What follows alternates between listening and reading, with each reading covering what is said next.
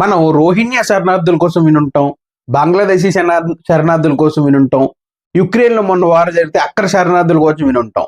ఇప్పుడు అమెరికాలో కొత్త ట్రెండ్ ఏంటంటే టిక్ టాక్ శరణార్థులు తయారయ్యారండి. వీళ్ళేంటంటే అసలు కథ ఏంటంటే టిక్ టాక్ ని బ్యాన్ చేశారని అమెరికా చూస్తుంది అనమాట. అమెరికన్ కోర్ట్స్ ఒక అల్టిమేటం జారీ చేశాయి.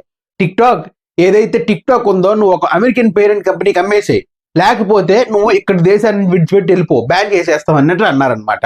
సో టిక్ టాక్ ని ఎవరైతే వాడుతున్నారో 17 కోట్ల అమెరికన్స్ ఏం చేస్తున్నారంటే అమ్మో టిక్ టాక్ బ్యాన్ అయిపోతుంది కదని చెప్పేసి ఇంకో ప్లాట్ఫామ్స్ కి వెళ్ళిపోవడం మొదలవుతున్నారనమాట.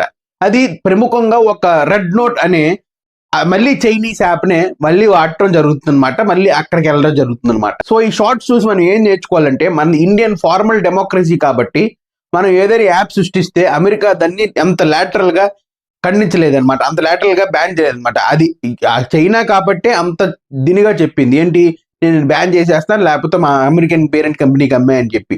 ఇండియా అయితే చెప్పలేదు, ఎందుకంటే మనం ఒక ఫార్మల్ డెమోక్రసీ, మనం బనానా రిపబ్లిక్ కాదండి.